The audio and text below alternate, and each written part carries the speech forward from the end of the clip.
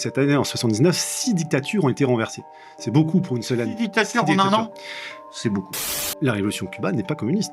Okay. Et la révolution sandiniste n'est pas communiste non plus. Benjamin Netanyahu est rentré en politique en 79. Et aujourd'hui, on a des sources qui permettent de dire que c'est un essai nucléaire conjoint entre l'Afrique du Sud et Israël. C'est-à-dire que... Mais l'Afrique du Sud n'a pas de bombe atomique. Ils ont la bombe atomique. Il faut savoir que dans les années 70, en 74, l'Iran connaît 40% de croissance économique. 40%. À l'ambassade, personne ne parlait le persan. C'est-à-dire, c'est quand même incroyable. Personne ne parlait... Les agents de la CIA ne parlaient le persan. Ouais, la langue du pays, le persan, personne ne parlait la langue de l'Iran. C'est OSS 117. Voilà, c'est stupéfiant. Mais à un moment donné, si vous plaisez plus à vos protecteurs, c'est le concept des dirigeants dirigés, on vous met de côté. Bonjour tout le monde, bienvenue dans un nouvel épisode de Pas Content avec Ta Bibian. Aujourd'hui, j'ai l'immense plaisir de recevoir Sébastien Quéré. Bonjour. Bonjour. Est-ce que tu pourrais te présenter pour les gens qui ne te connaîtraient pas ? Alors Sébastien Quéré, j'ai eu une vie, j'ai fait beaucoup de choses dans ma vie différentes, mais j'étais notamment enseignant d'histoire-géographie et puis entrepreneur. Et depuis 2 ans, j'ai toujours été très passionné de géopolitique et d'histoire. Je fais des conférences dans le Finistère de géopolitique, dans une très belle librairie de l'ivresse de lire. Et je me suis intéressé à l'écriture après une de ces conférences, puisque une des personnes qui assistaient à la conférence m'a demandé si la possibilité d'écrire un livre sur le thème de la conférence était possible, et j'y suis allé, et puis aujourd'hui le livre sort. C'est fait après à peu près 1 an et demi de recherche. Alors le livre s'appelle 1979, une révolution de l'histoire. On va résumer très simplement la thèse et puis ensuite on va la dérouler. C'est assez intéressant comme postulat. 1979, c'est une date dont vous avez peut-être entendu parler dans les livres d'histoire, et peut-être que vous avez remarqué que le chapitre était peut-être un peu plus gros que certains autres. Mais en réalité, c'est bien plus que ça, puisque pour toi, en fait, 1979 est, tu me corrigeras, parce que je vais dire ça de façon approximative, vraiment probablement l'une des années les plus importantes de l'histoire récente, et en tout cas le point de départ d'une nouvelle ère dans laquelle nous sommes encore aujourd'hui, qui peut-être prend fin, et qu'on pourrait, on va dire, grossièrement associer à le début de la fin de l'hégémonie occidentale. En gros, il s'est passé un certain nombre d'événements, et c'est vrai que je m'attendais pas à ce qu'il se passe autant d'événements que ça. 1979 a été une année extrêmement remplie et qui a marqué le début d'une nouvelle ère. Alors effectivement, ce qui m'a frappé quand j'ai commencé à lire des articles sur le sujet, alors des articles, je me souviens, c'est la lecture d'un livre de Amin Maalouf qui en parlait comme une année de bascule, un effet de seuil. Henri Laurence aussi, le grand spécialiste du monde arabe, Gilles Kepel, ça m'a interpellé sur cette richesse assez sidérante en fait de cette année 79, et au fur et à mesure de mes recherches, je me suis rendu compte que c'était absolument il y avait quelque chose d'irrationnel, presque d'inattendu, d'inouï dans la richesse historique de cette année-là, et que finalement peut-être qu'on n'y accordait pas assez d'importance, en tout cas par rapport à ses conséquences sur le monde, les enjeux politiques et géopolitiques d'aujourd'hui. Donc j'ai décidé de vraiment m'attacher à un maximum de recherches avec des sources variées. Et c'est vrai que ce que j'ai découvert m'a passionné et m'a aussi sidéré. Il y a une dramaturgie extraordinaire dans ces événements. Et pour beaucoup d'entre eux, il y a un côté inattendu, imprévisible. Et c'est ce côté imprévisible qui m'a beaucoup intéressé. Donc on va procéder point par point, on va suivre un petit peu le chapitrage de ton ouvrage, on va procéder région du monde par région du monde, et puis au fur et à mesure les spectateurs s'apercevront à quel point ça fait beaucoup, quoi. Ça fait beaucoup. Et on va peut-être commencer par l'Iran. Qu'est-ce qui se passe à ce moment-là dans ce coin du monde ? Alors, où il en est et qu'est-ce qui lui arrive ? Peut-être que c'est l'événement peut-être le plus connu de l'année 1979, ce qu'on appelle la révolution islamique, avec un personnage, l'ayatollah Khomeini. Faut savoir que cette révolution, donc elle se passe début 79, elle a des origines lointaines. c'est un chapitre qui m'a beaucoup intéressé pour la simple raison que les facteurs sont vraiment très complexes et c'est un puzzle qu'il a fallu patiemment assembler, décortiquer, tout à fait. Et il faut savoir qu'à l'époque, l'Iran, du Shah, le Shah d'Iran, c'est le monarque de la famille Pahlavi, c'est une dynastie. Hein. Son père avait été mis au pouvoir en Iran au début du XXe siècle. Et pendant la Seconde Guerre mondiale, il a été déposé par les Anglais. Il était suspecté un peu de sympathie avec les Allemands. Et on a mis son fils, Mohamed Reza Pahlavi, au pouvoir. Et en 1953, c'est une date très importante, on avait un premier ministre élu en Iran qui s'appelait Mossadegh. Et Mossadegh, il a fait quelque chose qui n'a pas plu aux Anglais d'abord, puis aux Américains, c'est-à-dire de nationaliser le pétrole. Vous savez que l'Iran est un pays très mauvaise décision, très riche en pétrole. Et donc il y a eu, sans rentrer dans les détails, un coup d'État organisé par la CIA. Et d'ailleurs, c'était Kermit Roosevelt, de la famille de Franklin Roosevelt, qui était à la CIA chargé de ce coup d'État, qui a fonctionné. Hein. Donc Mossadegh a été démis de ses fonctions, assigné à résidence, et vous avez eu le retour du jeune Shah, hein, Pahlavi, qui était à ce moment-là à Rome. Et c'était très important pour les Américains en 1953 d'avoir un Iran, un pays allié dans le cadre de l'anticommunisme. Oui. Les Américains avaient peur que l'Iran bascule du côté soviétique. C'est la guerre froide. Hein. C'est la guerre froide. C'est une peur irrationnelle ou il y avait des risques ? Il y avait des risques, puisque il y avait un parti communiste en Iran qui existait, le Toudeh. Qui était important ? Oui, qui était important. Donc, il y avait des risques. Par contre, pour l'Iran, on peut dire que la politique de Mossadegh avait donné cette indépendance par rapport à cette nationalisation du pétrole. Et finalement, le jeune Shah était pieds-poings liés avec les Américains. C'est-à-dire, c'est les Américains qui lui avaient permis d'avoir le pouvoir. Et donc, les Américains vont toujours lui signifier que c'était eux qui avaient le pouvoir, si vous voulez, hein, réellement. Mais c'était un allié très important pour la stratégie américaine au Moyen-Orient. Et dans les années 70, avec le premier choc pétrolier, il va y avoir une manne de l'or noir pour l'Iran, et ils vont dépenser des milliards et des milliards en armement très très sophistiqué, mais de l'armement américain. Hein, donc l'allié remplissait très bien son rôle, on va dire. Il achetait des armes, il ne voulait pas nationaliser, il était très bien. Voilà, et exactement.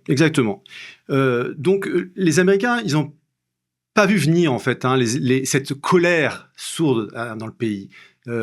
Parce qu'en Iran, vous savez, c'est une civilisation millénaire, il y a une fierté patriotique, et il y avait 40 000, quand même, Américains qui travaillaient en Iran à ce moment-là, notamment pour faire fonctionner l'armement sophistiqué américain.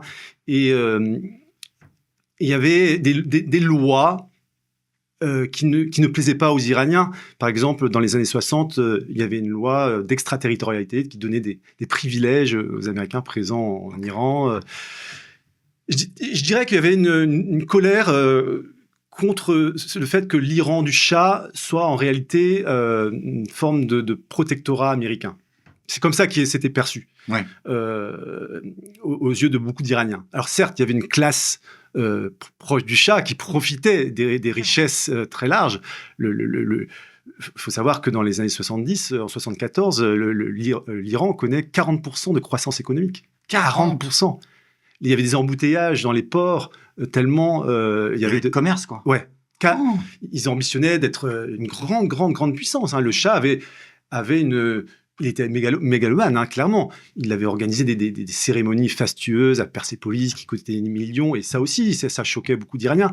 Et il y a un homme qui va utiliser cette colère, c'est Khomeini. Khomeini qui, dans les années 60, et en fait, il est exilé, parce qu'il est considéré comme un ennemi potentiel du régime. Et de son exil, il va commencer à lancer cette diatribe enflammée contre le Shah. Okay. Et j'explique dans le livre que le dernier pays d'exil où Khomeini se trouve, c'est la France. Juste avant la Révolution, il se trouve en Île-de-France, exactement à Neauphle-le-Château. Et en fait, cette période de quelques mois en France va servir de caisse de résonance à Khomeini pour être connu dans le monde entier. Il n'était pas si connu avant. Tous les jours, il va avoir des interviews, il va être encensé par Jean-Paul Sartre, Simone de Beauvoir, Michel Foucault va le présenter comme un saint homme, etc. Encore te planter surtout. Non, mais c'est très, très, très important de comprendre que la face française de Khomeini, il a bien joué le coup, parce que dans les interviews, il passait pour quelqu'un de modéré. Évidemment, il avait son équipe pour lui dire ce qu'il fallait bien dire. Oui. Voilà. Mais en creusant un peu le personnage, on savait. Je rappelle dans mon livre que les services israéliens, le Mossad, il y a eu une réunion à un moment donné pour savoir s'il fallait assassiner l'ayatollah Khomeini. Et ça n'a pas été fait finalement. Et Durand, tu disais que la CIA, elle, par contre, puisqu'on parle de service, n'avait rien vu venir. Mais tu dis, il y avait 40 000 Américains qui bossaient là-bas, il devait y avoir des gens de la CIA qui étaient sur place. Oui, il y avait une antenne de la CIA à Téhéran. Mais ce qu'il faut savoir, je le dis dans le livre, c'est qu'à l'ambassade, personne ne parlait le persan. C'est-à-dire, c'est quand même incroyable. Personne ne parlait. Les agents de la CIA ne parlaient le persan. Ouais, la langue du pays, le persan, personne ne parlait la langue de l'Iran. C'est OSS 117. Voilà, c'est stupéfiant. Et il faut savoir qu'à cette époque, la CIA était dans une période, après 1976, la commission de Church, c'est une commission qui avait été sévère vis-à-vis des agissements de la CIA, notamment dans le sud-est asiatique, et elle était affaiblie. Et clairement, elle n'a rien vu venir. Mais qui a vu venir vraiment cette révolution ? Peu de personnes. Parce qu'aujourd'hui, il y a beaucoup de littérature, sur le sujet, mais il faut savoir qu'au départ, la révolution qu'on a appelée islamique, elle n'est pas du tout islamique. C'est une révolution au sens strict du terme. Elle est devenue islamique après, avec la politique de Khomeini. Mais au début, c'est une révolution qui fédère tout un tas d'oppositions contre le Shah. Il y a des communistes, il y a tout un tas d'oppositions. Il y a des circonstances favorables. Un des éléments les plus importants, c'est l'élection de Jimmy Carter aux États-Unis, qui va avoir une politique en faveur des droits de l'homme. Donc, il va clairement critiquer le Shah. Vous savez, il y a une police politique en Iran extrêmement dure. Elle s'appelait la SAVAK. Qui terrorisait littéralement les Iraniens. Et évidemment, pour les Iraniens, la SAVAK, c'était le Shah. Donc, d'où cette détestation. En fait, les Iraniens détestaient chez le Shah sa mégalomanie, ils détestaient la corruption, la répression, et aussi le sentiment qu'il était vendu aux Américains. Okay. Donc maintenant, peut-être on peut passer à une autre région du monde. Oui. On va faire un petit tour en Asie du Sud-Est. Qu'est-ce qui se passe dans cette région du monde à ce moment-là ? Alors là aussi, c'est peu connu, mais il faut savoir que l'Asie du Sud-Est a connu une guerre cette année-là, en 1979, entre la Chine et le Vietnam. Alors, on peut se demander pourquoi... Cette année-là, donc une guerre d'1 an. La guerre, elle a duré... elle n'a pas été longue, Elle n'a pas été longue, mais il y a quand même eu 40 000 morts. C'est une guerre au sein du communisme. En fait, on a une guerre au sein du monde communiste, mais une guerre qui reflète les rivalités de la guerre froide. Qu'est-ce qu'on a au fond dans la guerre froide ? On a un affrontement entre l'URSS et les États-Unis. Et il y a des alliés, chaque camp a des alliés. Et en 1979, pour les États-Unis, il s'agit de transformer l'essai qui avait été entamé par Kissinger et Nixon au début des années 70 en se rapprochant de la Chine. Dans la Chine, il y a eu un schisme au sein du monde communiste. Et la Chine s'était posée comme adversaire des soviétiques. Donc les Américains s'étaient dit, si on se rapproche, alors que c'est un pays communiste, on voit la réelle politique, on peut affaiblir les soviétiques. Et donc en 1979, Brzezinski, qui était le conseiller, un personnage très important, le conseiller à la sécurité du président Carter, va faire en sorte que l'aboutissement des relations, de la normalisation des relations diplomatiques entre la Chine et les États-Unis se fasse. Donc le 1er janvier, c'est officiel, ils ont résolu les problèmes, notamment autour de Taïwan, il y a une normalisation entre la Chine et les États-Unis. Donc la Chine devient un allié des États-Unis, curieusement. Et de l'autre côté, on a le Vietnam qui est allié des Soviétiques. Et là, les Vietnamiens, considérant que le Cambodge est allié à la Chine, le Cambodge, à ce moment-là, est dirigé par les Khmers rouges. On le sait depuis, hein, il y a eu des études, il y a eu un génocide effroyable au Cambodge à partir de 1977. Et donc, les Khmers rouges sont renversés par les Vietnamiens. Et donc là, les Vietnamiens vont faire en sorte de montrer au monde entier l'horreur. Mais l'horreur va continuer pour les Cambodgiens, puisque l'occupation vietnamienne ne sera pas... Bien évidemment. Voilà. Et en plus les Khmers rouges, et c'est là où on voit qu'il y a une réelle politique effrayante, c'est que les Khmers rouges, alliés des Chinois, vont être aidés en secret. Aujourd'hui, on a des sources par le MI6, les services secrets anglais, et les Américains. Parce que les Khmers rouges étaient alliés à leurs alliés, les Chinois. Et donc, il ne fallait pas que le Vietnam, allié des Soviétiques, fasse des avancées dans le sud-est asiatique. Alors, pour l'Iran, on voit assez facilement quand même quelles sont les conséquences pour le reste de ce qui s'y est passé aujourd'hui. Mais dans cette région du monde, entre le Cambodge et le Vietnam et la Chine, on a un petit peu peut-être plus de mal à le cerner. Est-ce qu'aujourd'hui, ce qui s'est passé cette année-là dans cette région du monde, il y a des incidences aujourd'hui? Alors, moi, je crois qu'aujourd'hui, la grande incidence, c'est l'émergence absolument sidérante à l'échelle de l'histoire de l'humanité de la Chine. C'est-à-dire, la Chine, en 79, c'est un pays qui est pauvre, qui a des famines, c'est vraiment un pays qui est en grande difficulté. Mao Zedong est mort 3 ans auparavant. Il y a une transition qui va réellement prendre le pouvoir. Et là, il y a l'émergence d'un homme en Chine, un pragmatique, un partenaire de Mao de la première heure, qui a failli, au moment de la révolution culturelle, mourir. Il a été exilé, mais bon, il n'était pas loin. Et il émerge, c'est Deng Xiaoping. Et Deng Xiaoping, c'est un pragmatique et il voit bien la situation économique. Et il décide de mettre en place ce qu'on appelle les 4 modernisations. Et ces 4 modernisations, c'est l'ouverture de la Chine. Et en fait, quand on voit en 79, aujourd'hui en 2025, ce qu'est devenu la Chine... C'est cette année-là que ça démarre. Ça démarre là. Toutes les réformes se font parce que les États-Unis l'ont permis, grâce à la normalisation des relations diplomatiques. Et les Américains vont tout de suite engager l'argent. Dès le premier mois, ce mois de janvier de 79, Coca-Cola est présent en Chine pour l'investissement. Dès ce mois-là, Deng Xiaoping fait une visite officielle assez longue aux États-Unis, où il est reçu, il visite toutes les grandes entreprises américaines, on le voit affublé avec un chapeau de cow-boy. Sa visite, elle a beaucoup de succès. Même en Chine, on montre des épisodes de son périple américain. C'est vraiment assez frappant de voir comment, en quelques mois, l'essor de la Chine, avec... ils vont créer, vous savez, des zones économiques spéciales. Et comment le financement va se faire parce que le pays est devenu clairement allié des États-Unis contre les Soviétiques, on est dans la guerre froide, mais c'est aussi un gros marché. Les multinationales américaines, elles voient le milliard d'habitants. Voilà. Et dans les deux cas, c'est marrant, c'est qu'entre Iran et Asie du Sud-Est, on a l'émergence à chaque fois d'une grande figure. Tout à fait.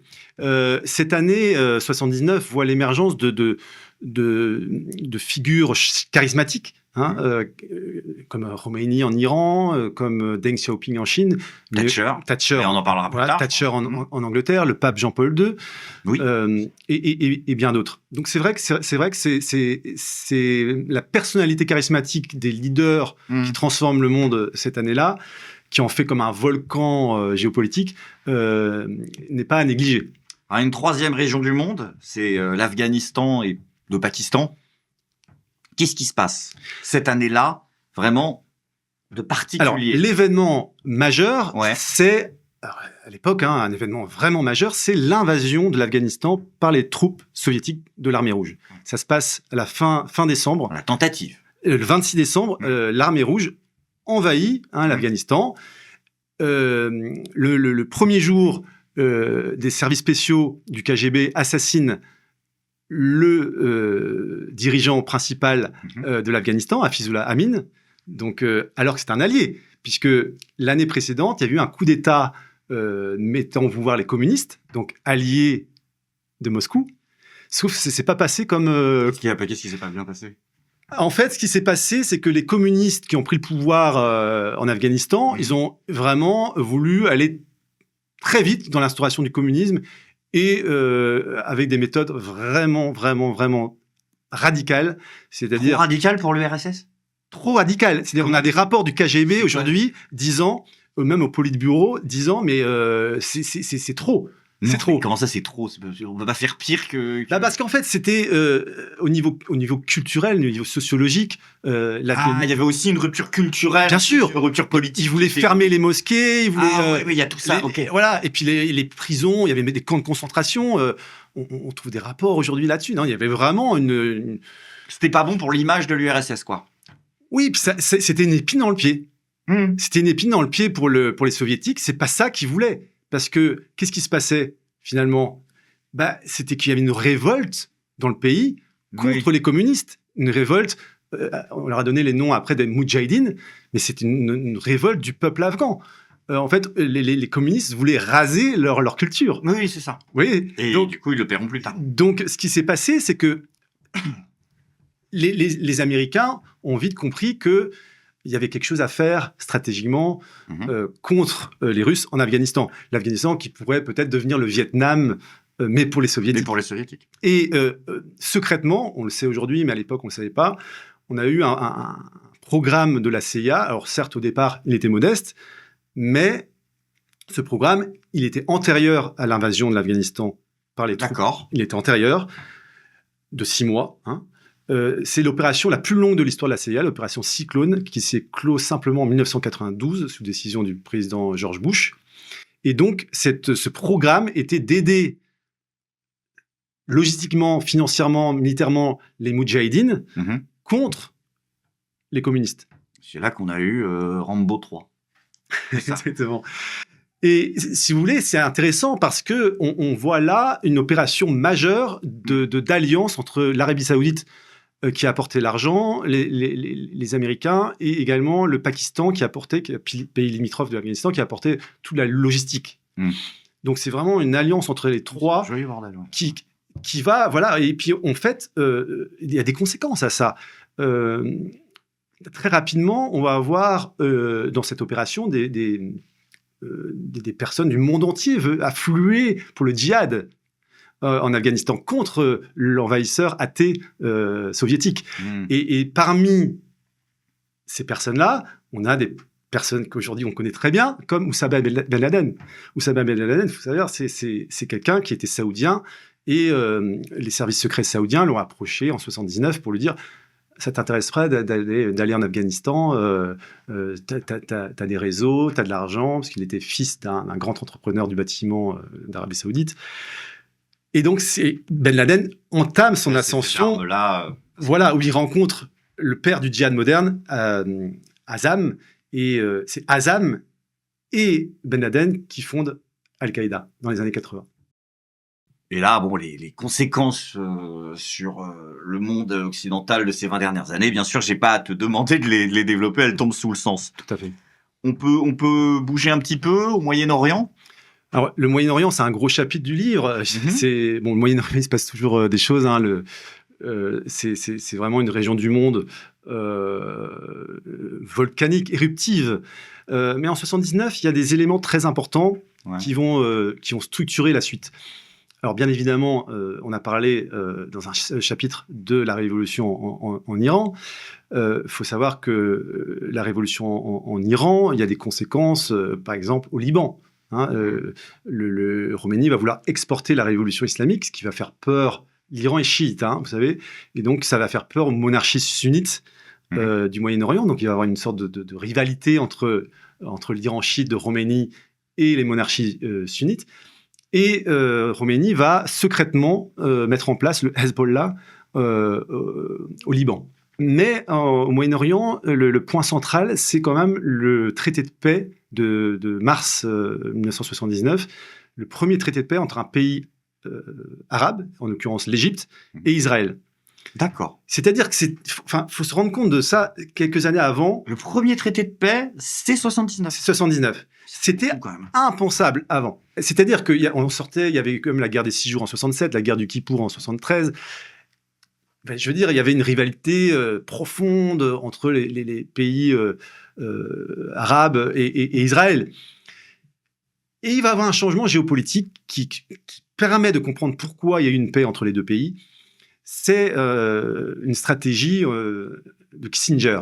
Kissinger, ce qu'il veut, quand il est au pouvoir en tant que conseiller de Richard Nixon, c'est faire venir l'Égypte dans l'orbite américaine. À l'époque, l'Égypte de Nasser est alliée des Soviétiques. Donc, dans la guerre froide, quand vous faites basculer l'allié de l'autre dans votre camp, c'est toujours bon. C'est bon à prendre. Et donc, à la mort de Nasser, son successeur, c'est Anwar el-Sadat. Et assez rapidement, on comprend que Sadat, il veut une chose. Il veut faire revenir le Sinaï, qui était égyptien, en Égypte. Le Sinaï faisait partie des territoires pris militairement lors de la guerre des 6 jours, avec la Cisjordanie, le Golan et Gaza. Donc lui, c'est vraiment ce qu'il veut. Pour ce faire, il faut évidemment qu'il y ait un accord avec Israël. Donc, il va se rapprocher de Kissinger, les deux hommes s'entendaient bien, et progressivement, hein, c'était très progressif, il y a eu beaucoup de visites de Kissinger au Moyen-Orient, on appelait ça la diplomatie de la navette, les petits pas comme ça, progressifs. Okay. Parce que, la navette, pourquoi ? Parce qu'il prenait beaucoup l'avion, du coup. Ok, donc dans toutes les capitales. Et après une visite incroyable à l'époque du président égyptien, donc de l'ennemi, à Jérusalem, il a fait un discours à la Knesset. Bien reçu ? Bien reçu, ouais. Et surprise en Israël, mais bien reçu, oui. Et c'est le premier pas de discussion qui vont aboutir, tout ça permis par les Américains, notamment par Carter, qui vraiment voulait faire avancer le processus de paix au Moyen-Orient, aux accords de Camp David, qui précèdent 79. Les accords de Camp David, il y a 2 volets. C'est d'abord la paix entre Israël et l'Égypte, avec restitution du Sinaï à l'Égypte, ce que voulait Sadat, et le règlement de la question palestinienne. Mais en réalité, ce deuxième accord cadre de Camp David était une feuille de vigne pour... ça allait certainement pas aboutir. Je rappelle qu'en Israël, à ce moment-là, c'est le Likoud qui, pour la première fois, avait pris le pouvoir. Ils sont pas et le Likoud, dirigé à l'époque par Menachem Begin, dans sa charte, c'est l'existence du Grand Israël. C'est-à-dire, pas question de rendre... Mais du coup, les Égyptiens sont pas dupes. Oui, mais Sadat, lui, il était gagnant. Alors, il passe pour un traître dans le monde arabe. D'ailleurs, il sera assassiné 2 ans plus tard en Égypte. Sadat, qu'est-ce qu'il voulait ? Il voulait le retour du Sinaï dans la nation égyptienne. Et le Sinaï, où il y a pas mal de gisements de pétrole d'ailleurs. Sadat, il voulait également l'argent américain, parce que l'argent américain achète la paix. Aujourd'hui, l'Égypte est le 2e pays derrière Israël pour le montant de l'aide étrangère. Donc, américaine. Ouais, c'est très important dans l'économie égyptienne, l'aide américaine. Toujours aujourd'hui. Toujours aujourd'hui. Okay. Ça dure depuis 79. Donc voilà, les 2 pays sortent gagnants, finalement, Israël et l'Égypte, de ce traité de paix. Et depuis, d'ailleurs, c'est un traité, à l'époque, on ne pensait pas qu'il durait, mais il dure, il n'y a jamais eu d'affrontement entre les 2 pays.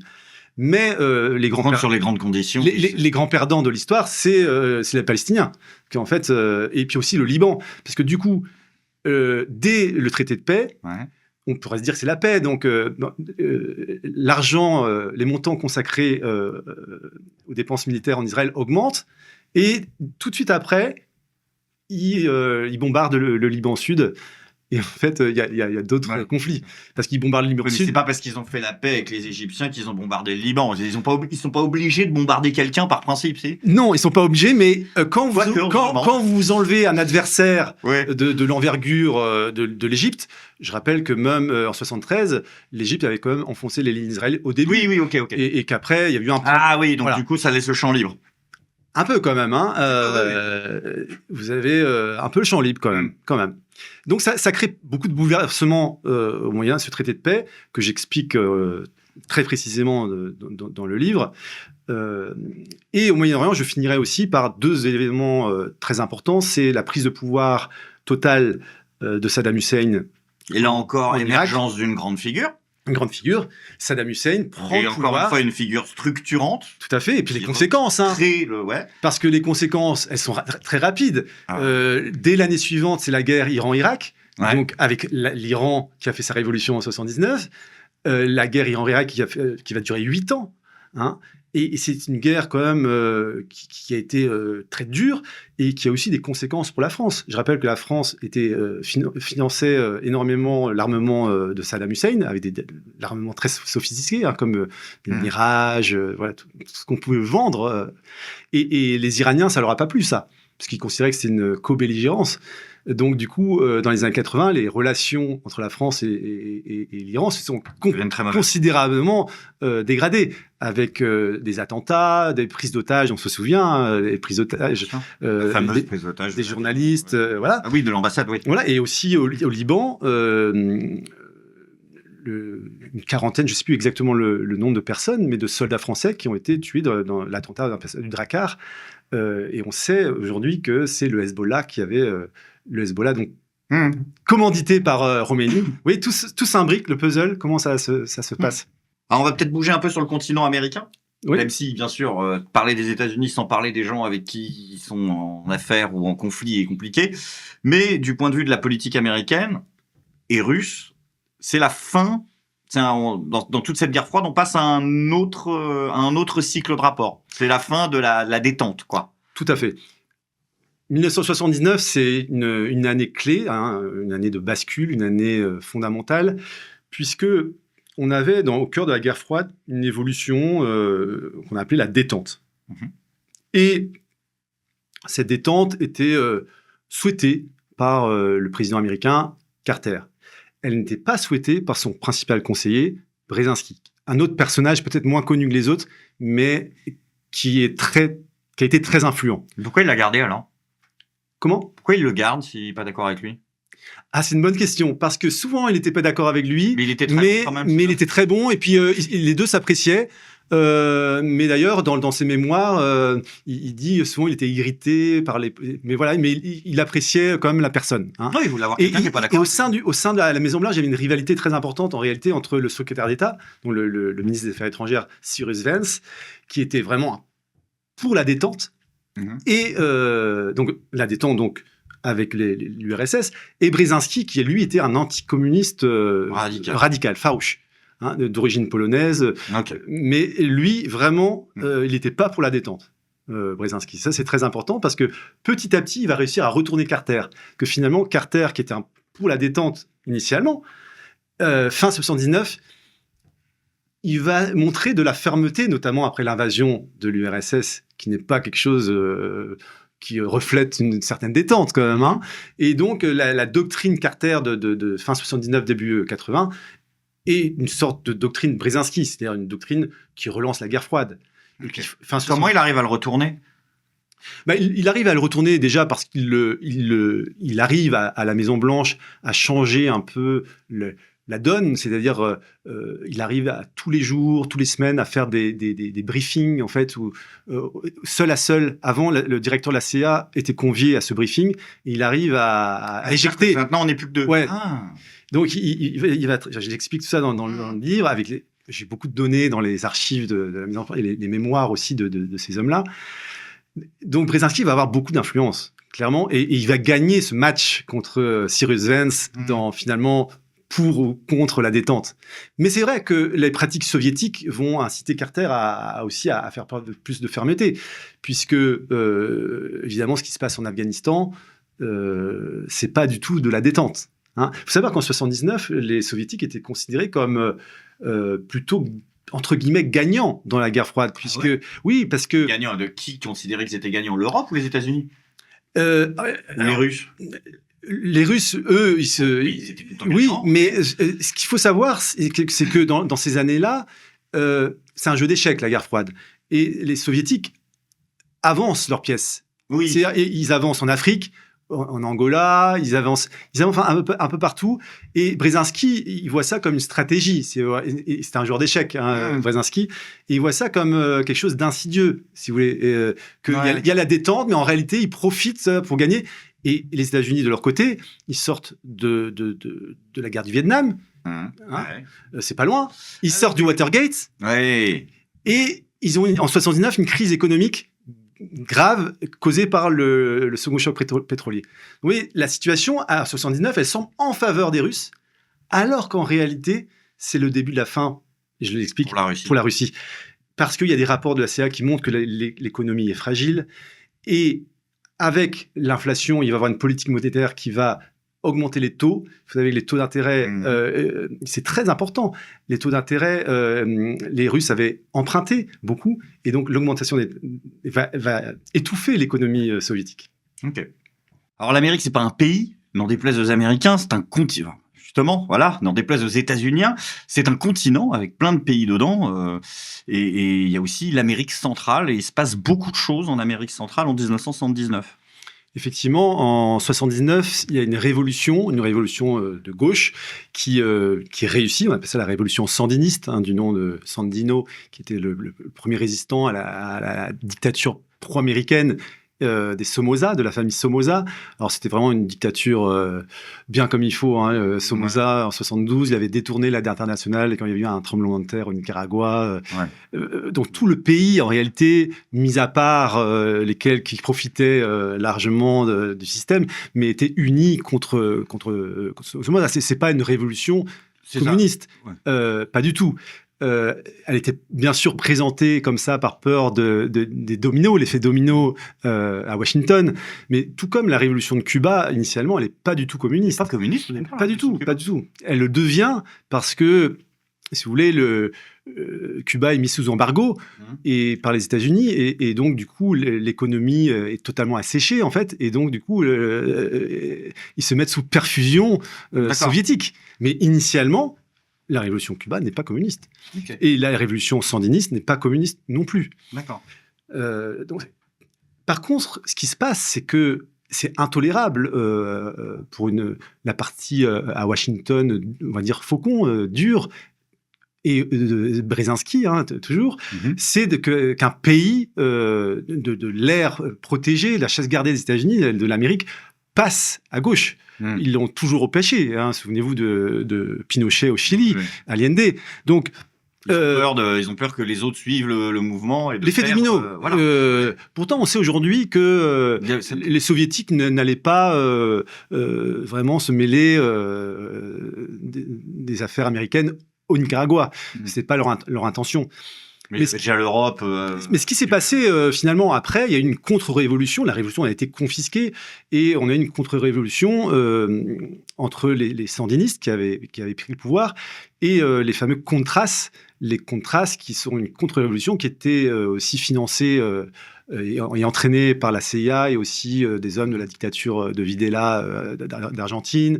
Et donc ça va être une autre guerre pendant les années 80 et très très sale cette guerre-là, la guerre contre avec les oui, c'est l'argent de l'embargo iranien qui est réutilisé. C'est le fameux Iran Gate où de l'armement qui était vendu aux Iraniens secrètement parce que l'Iran était sous embargo, qui allait financer les Contras au Nicaragua. Donc on voit que tout ça qui ment sous serment. Tout à fait, Reagan, tout à fait. Donc cette révolution au Nicaragua est quand même symbolique parce qu'elle a renversé un dictateur. Il faut savoir que cette année, en 79, 6 dictatures ont été renversées. C'est beaucoup pour une seule année. 6 dictatures en un an. C'est beaucoup. C'est beaucoup. Il y a la dictature donc, de Pol Pot des Khmers rouges au Vietnam, même si ça n'a pas été très joyeux après. Des fois, c'est pas toujours joyeux quand on renverse une dictature, malheureusement. Il y a la dictature de Somoza en Nicaragua. Il y a la dictature du Shah d'Iran, parce que c'était bien une dictature, le Shah. Et il y a 3 dictateurs en Afrique, dont le fameux Bokassa en République centrafricaine. Un autre aussi, dont il y a eu un film, Le Dernier roi d'Écosse, Idi Amin Dada. Et le dictateur Macias de la Guinée équatoriale. Donc on parlera d'eux un peu plus tard. Mais oui, ok, d'accord. Donc il y a 6 dictatures qui tombent. Et donc, qu'est-ce qui se passe donc, au Nicaragua ? Alors, au Nicaragua, la révolution est confisquée. C'est-à-dire la révolution, le programme de la révolution, le programme des révolutionnaires ne pourra pas être appliqué. puisque, en fait, il va y avoir une nouvelle guerre dans les années 80 entre les forces qui ont pris le pouvoir au Nicaragua et donc, du coup, les forces contre-révolutionnaires incarnées par ces fameux Contras. Donc, le pays va connaître à nouveau des tragédies, malheureusement. Et c'est ça qui est malheureux à l'arrivée. Et il y avait eu un très beau papier à l'époque de Régis Debray sur ce sujet, c'est que malheureusement, les révolutions, ce qui peut être positif, finalement, à l'arrivée, ça n'arrive pas, en fait, comme à Cuba, parce qu'on l'empêche, en fait. On l'empêche. Une révolution de gauche en Amérique, non. Voilà. Non. Surtout qu'en plus, je crois que la moitié de l'Amérique du Sud est en guerre civile, de toute façon, déjà à ce moment-là. Oui, et c'est tout à fait juste, parce qu'il y a toujours cette peur de l'effet domino. Donc, il y a des mouvements de révolte dans les pays d'Amérique centrale, que ce soit au Salvador, au Guatemala, qui se structurent, mais en face, il y a les structures de pouvoir. C'est des guerres civiles, si vous voulez. Les pouvoirs en place ne peuvent pas tolérer qu'il y ait ces révoltes de gauche qui puissent prendre le pouvoir. Donc c'est vraiment très dur aussi, les situations dans ces pays-là. Et ce qui s'est passé là, en Amérique centrale, en tout cas au Nicaragua, comme les autres... comme dans les autres régions du monde qu'on a vues, est-ce qu'il y a des conséquences aujourd'hui, que ce soit là-bas ou dans le monde occidental ? Je crois qu'aujourd'hui, l'Amérique, on le voit dans l'actualité avec le Venezuela, c'est de savoir si la doctrine Trump, c'est la doctrine Monroe. Je crois que les États-Unis n'ont pas perdu ça de vue. C'est-à-dire que l'Amérique soit la chasse gardée au niveau stratégique des États-Unis. Et on le voit bien avec le Venezuela, puisque au Venezuela, finalement, l'excuse, entre guillemets, d'une possible intervention militaire, c'est le trafic de drogue. Mais à ce moment-là, il faudrait faire la guerre au Mexique, au cartel de la drogue. Donc, vous voyez, c'est le Venezuela a la plus grande réserve de pétrole au monde. Donc, c'est la première. Oui, devant l'Arabie Saoudite. Donc, voilà, c'est un peu la malédiction du pétrole, vous savez. Et donc, on avait parlé un peu de l'Afrique. On rentre dans le cœur du sujet. Qu'est-ce qui se passe en 1979 exactement en Afrique ? Alors l'Afrique connaît aussi beaucoup d'événements géopolitiques. Les principaux, je dirais, c'est des dictatures qui sont renversées, dont celle de Amin Dada en Ouganda, de Bokassa, qui était un allié de la France, mais devant ses pires excès, la France a perdu patience et a renversé Bokassa. Et en Afrique aussi, c'est la question du Sahara occidental qui est aussi aujourd'hui dans l'actualité, qui en fait c'est un enjeu géopolitique entre le Maroc et l'Algérie. Et donc il y a une guerre au Sahara occidental avec le Polisario, et beaucoup d'événements concernant le Sahara occidental se déroulent aussi en 79. En 79, il y a aussi une actualité très importante en Afrique du Sud. À l'époque, donc c'est l'apartheid en Afrique du Sud, et on va dire les services américains de surveillance repèrent ce qu'on a appelé l'incident Vela.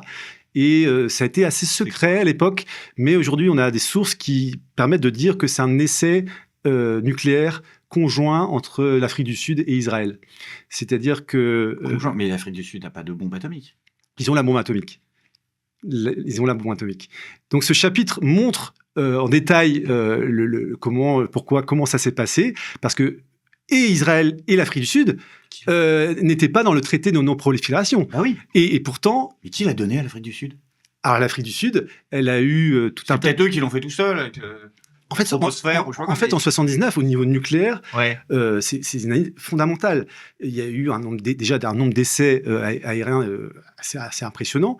Et on sait aujourd'hui, les recherches, que l'Afrique du Sud avait la bombe à ce moment-là. Et surtout aussi un autre pays qui a la bombe, c'est le Pakistan.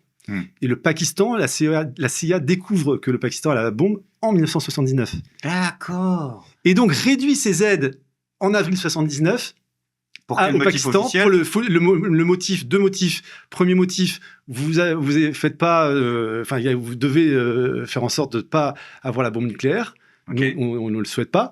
Et en plus, le dirigeant historique laïque pakistanais, Ali Bhutto, a été condamné à mort par le général Zia qui avait pris le pouvoir au Pakistan. Mais juste, encore une fois, qui a donné la bombe atomique à l'Amérique du Sud ? À l'Afrique du Sud. À l'Afrique du Sud, pardon. Alors, je crois pas qu'on donne la bombe. Je pense que Ils l'ont pas développé. à l'époque, si, ils l'ont développé eux-mêmes. Ils avaient une innovation assez importante. Ah ouais. Et il y avait, vous savez, il y avait toute une sorte d'espionnage économique. L'uranium enrichi arrivait secrètement. On contournait les lois, si vous voulez. Hein. En tout cas, les Américains étaient au courant, mais ils ont fermé les yeux pour des raisons de realpolitik, puisque à l'époque, j'ai rappelé, dans les pays voisins, les Soviétiques avançaient leurs pions en Angola, par exemple, et donc il fallait que l'allié sud-africain résiste.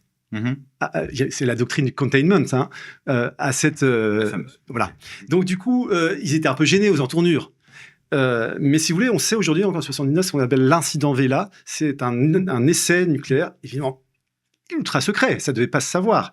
Mais ils l'ont repéré, hein, les Américains, un essai conjoint nucléaire de bombes atomiques entre les Sud-Africains et Israël. Et quel est, de manière plus générale, le rôle justement des Occidentaux? On parlait de la France, on parlait des États-Unis, dans toutes ces chutes de régime qu'il va y avoir en Afrique, ces 3 chutes de régime.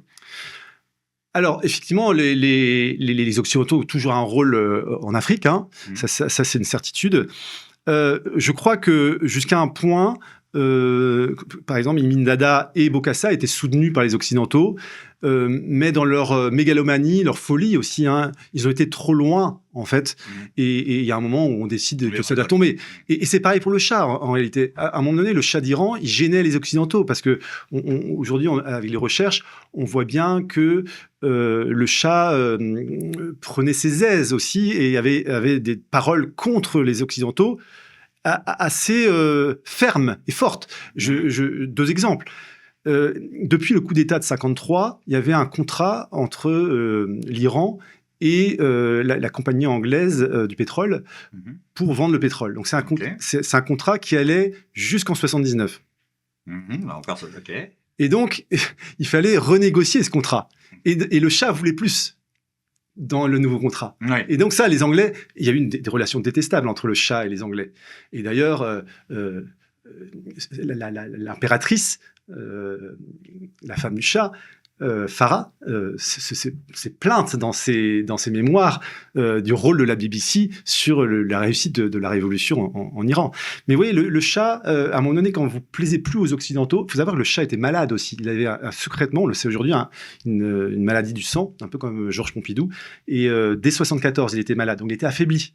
Mais à un moment donné, si vous plaisez plus à vos protecteurs, c'est le concept des dirigeants dirigés, hein, on vous met de côté. Okay. Je rappelle que Amin Dada aussi, il s'était rapproché de l'OLP palestinien et il y avait eu un avion qui a transportant des Israéliens qui avait été détourné sur l'aéroport d'Entebbe en Ouganda et que les commandos israéliens ont brillamment réussi à libérer quasiment tous les passagers. Et ça se passait en Ouganda. Donc, ça veut dire que l'Ouganda soutenait le commando palestinien.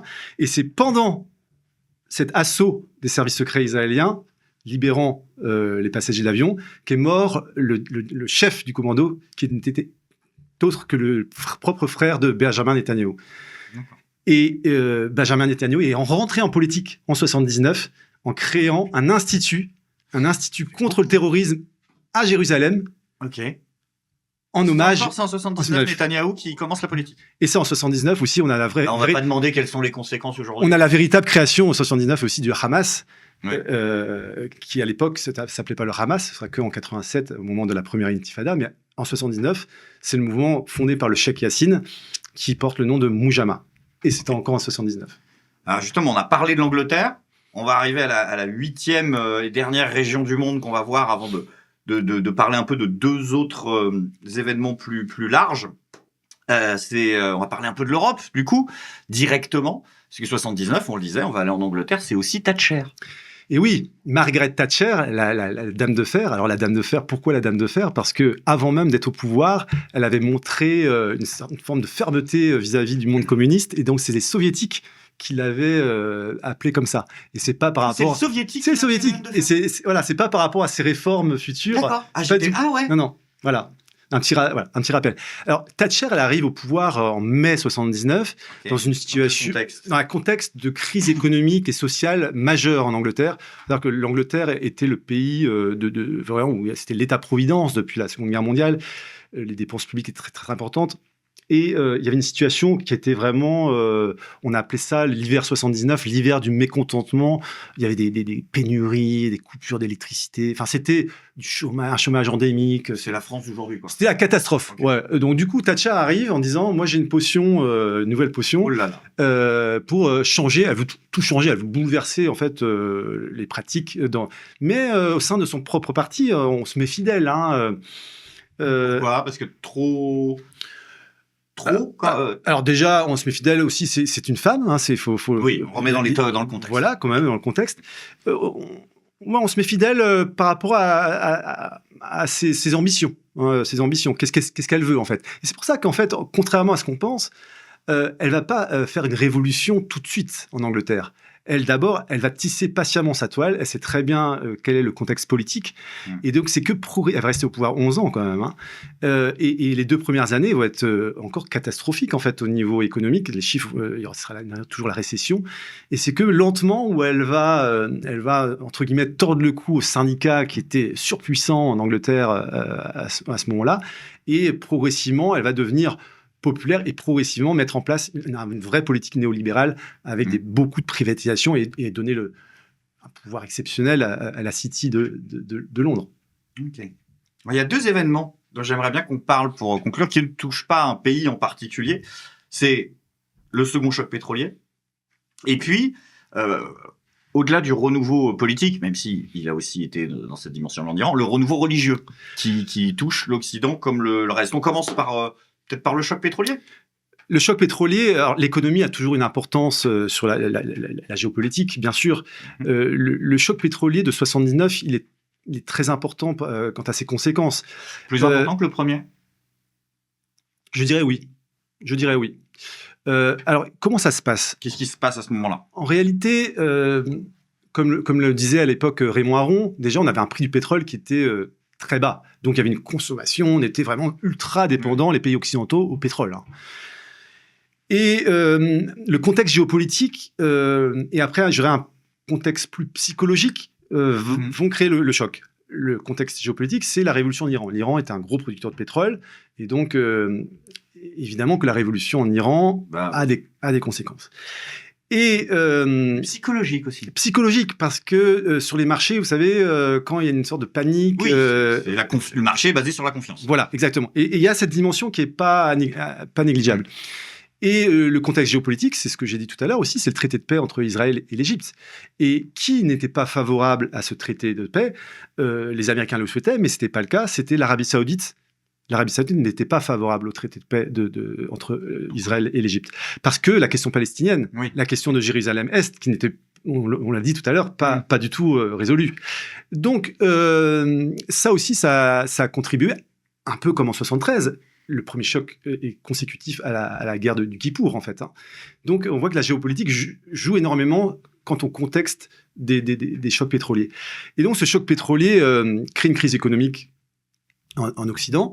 Et aux États-Unis, quand même, il y a des files d'attente, et on va reprocher beaucoup ça à Carter, qui va le payer aux élections suivantes. Et il y a une conséquence aussi sur l'inflation, c'est-à-dire il va y avoir beaucoup d'inflation dans ce contexte de crise économique aux États-Unis, et donc c'est à ce moment-là que Carter va décider d'accélérer, avec le président de la Fed, Paul Volcker, d'accélérer une nouvelle politique monétaire. C'est le début de la planche à billets ? C'est le début d'une augmentation des taux. Ok. On sort en fait du keynésianisme et on rentre dans ce qu'on va appeler plus tard le néolibéralisme. C'est là qu'on rentre dans le... C'est là le moment clé. Okay. Je rappelle que Paul Volcker est un disciple, le nouveau chef de la Fed est un disciple de Milton Friedman, le monétarisme, tout comme Thatcher l'était en Angleterre. Donc il y a une évolution qui va s'accélérer dans les années 80, mais qui démarre... qui démarre en 79. D'accord.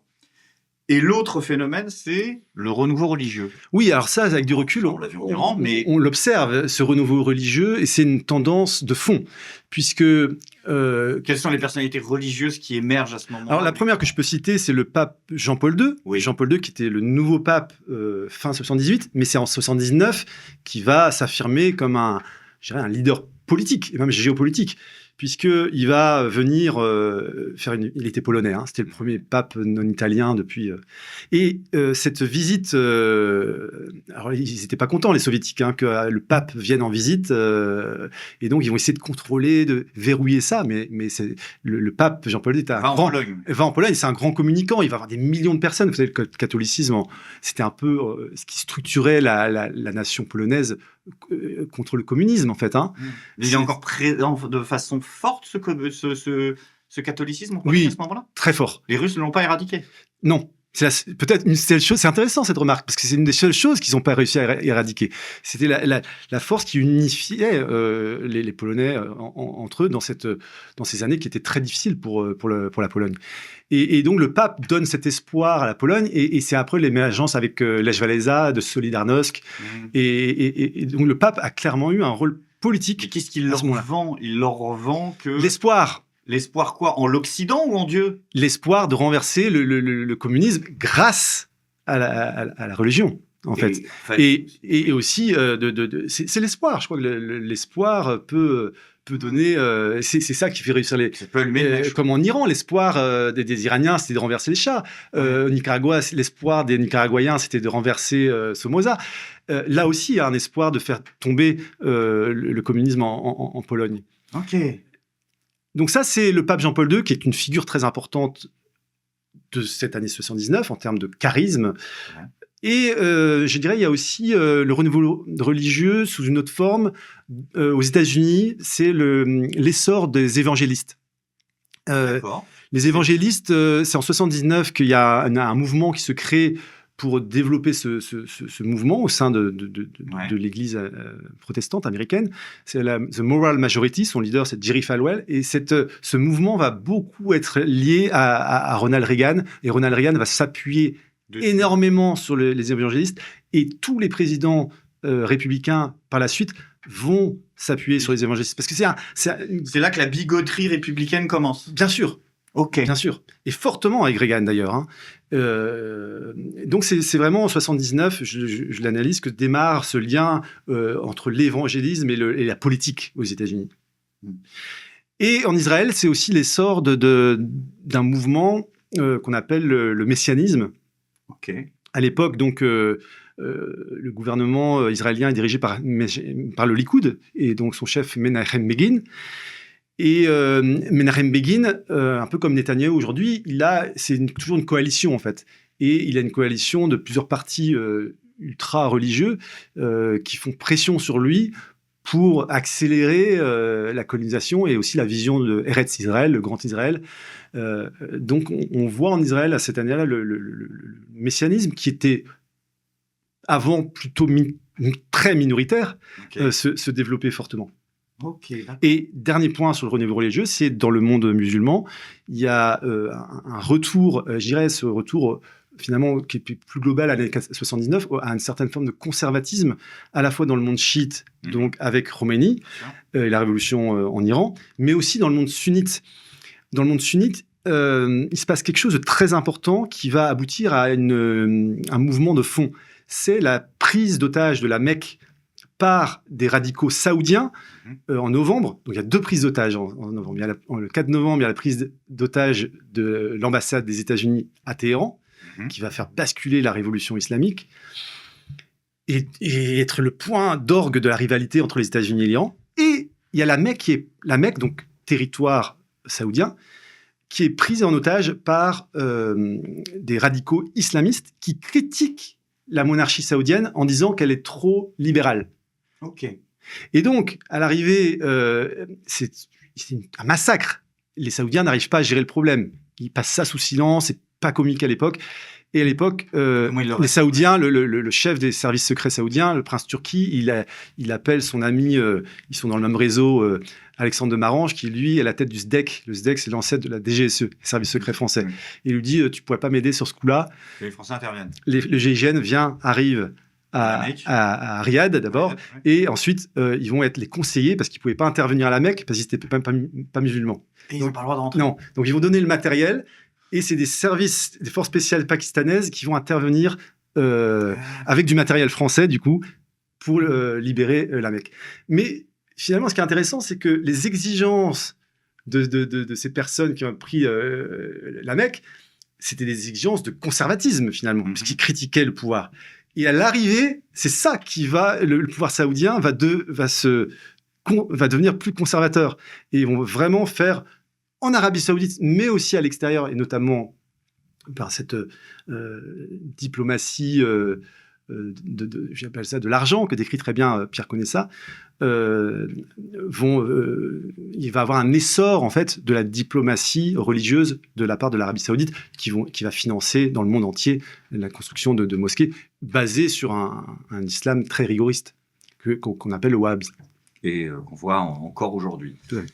Bon, on a fait un peu le tour dans les grandes lignes. On rappelle le titre de l'ouvrage, 1979, une révolution de l'histoire. Pour ceux qui veulent rentrer plus dans les détails, bien sûr, y a le livre. Vous pourrez trouver le lien en description de la vidéo pour vous le procurer. Comment est-ce qu'on pourrait conclure tout ça ? Alors déjà, un grand merci à Pierre-Yves Rougeron du Cercle Aristote qui a édité le livre. Je le remercie vivement. Comment on pourrait conclure tout ça ? C'est que, en fait, il faut toujours s'intéresser à l'histoire et à la géopolitique, sinon c'est elle qui va s'intéresser à vous. Et voilà, donc c'est passionnant, c'est tragique aussi. L'année 79, c'est une année pour moi qui est tragique. C'est une dramaturgie terrible. Mais je crois que ça permet d'éclairer beaucoup de choses. Ouais, vraiment. Et de tirer. Tu sais, c'est comme un tissage. On tisse les informations entre elles. D'ailleurs, un tissage complexe, vous savez, le mot complexe en latin, ça veut dire tisser ensemble. Et donc, le tissage complexe de tous ces événements, on arrive à avoir parce que le danger, c'est toujours d'avoir une approche peut-être trop simpliste des choses et de ne pas voir la géopolitique, c'est très, très, très complexe. Il y a plein de paramètres. Et Dieu sait que cette année 79 recèle tout un lot d'événements qui sont très, très intéressants à étudier, bien sûr. Et justement, pour revenir à la question que je disais, à la présentation que j'avais fait au début, qui était incomplète, j'avais dit, est-ce que c'est le début d'une nouvelle ère, la fin d'une ère ? Est-ce que c'est une ère dans laquelle on est encore ? Est-ce que c'est une ère dans laquelle on est rentré mais qui prend fin ? Justement, est-ce que maintenant qu'on arrive à la fin de cet entretien, on pourrait résumer peut-être en quelques phrases, finalement, si quelqu'un demandait qu'est-ce qui s'est passé en 79 finalement, comment est-ce qu'on pourrait le résumer ? C'est quoi ? C'est une nouvelle ère ? C'est la fin d'une époque ? Moi, je crois que c'est une nouvelle ère pour deux raisons. C'est quelque part, si on voit une approche globale, c'est un retour une forme de conservatisme. C'est le retour du conservatisme, déjà. D'un point de vue économique, d'un point de vue religieux. Oui, c'est vrai. Deuxième élément clé, c'est une année fondamentale par rapport à l'évolution de la guerre froide. Comme je l'ai rappelé, à l'époque, on voyait l'URSS comme plutôt gagnante dans la situation. Et ça s'inverse. À l'époque, 79, c'est une année horrible pour les États-Unis. Tous les articles de l'époque le montrent. Ce qui fera que Carter ne sera pas réélu. Et donc, finalement, alors que les États-Unis paraissent affaiblis en cette année 79, même si Carter a eu des succès diplomatiques, normalisation avec la Chine, le traité de paix qui suit les accords de Camp David, les États-Unis semblent affaiblis, mais en réalité, c'est à partir de 79 qu'il va y avoir une réaction, je dirais, de fermeté de ce pays que va incarner Ronald Reagan. Si vous voulez. Ronald Reagan est élu là-dessus. La lutte de l'empire du mal. Ronald Reagan, c'est un peu un relais de la vision de Brzezinski, où il faut faire preuve de fermeté et pas être dans une colombe comme pouvaient l'être Carter et Cyrus Vance. Vous voyez, il y a une sorte de situation en 79 où on est en phase de détente dans la guerre froide. Mais en réalité, c'est un basculement de la guerre froide parce qu'à la fin 79, la tension est majeure, parce que l'URSS envahit l'Afghanistan. c'est quelque chose qui est considéré comme très grave. Il y a aussi la crise des missiles en Europe, où en fait l'armement nucléaire se renforce en Europe, ce qui va donner des concepts. Donc si vous voulez, on rentre dans une nouvelle phase, la phase finale de la guerre froide. Et 79, en fait, en réalité, quand on analyse avec du recul, les faiblesses structurelles, économiques et politiques de l'URSS sont déjà là. Et d'ailleurs, Emmanuel Todd l'avait brillamment prophétisé. En 76, il me semble, il écrit un livre, La chute finale, je crois, où il dit en gros que l'effondrement de l'URSS, à partir d'observations notamment démographiques, va arriver plus vite qu'on ne le pense. Et c'est ce qui s'est passé. Parce qu'il y avait des faiblesses structurelles. Alors que, quand on regardait le projecteur sur cette année-là, à l'époque, c'était pas du tout ce qu'on pensait. On rappelle l'ouvrage en description de la vidéo que vous pourrez retrouver, qui vous permettra d'aller plus dans le fond, parce que là, on a survolé, mais l'ouvrage contient beaucoup plus d'informations que ça pour ceux qui souhaiteraient prolonger la réflexion, rentrer dans le détail. Merci d'être venu nous voir. Merci à vous. Merci à l'invité, merci à la régie, merci aux spectateurs. Et comme on dit ici, merci Cognac G, à vous les studios, à très vite.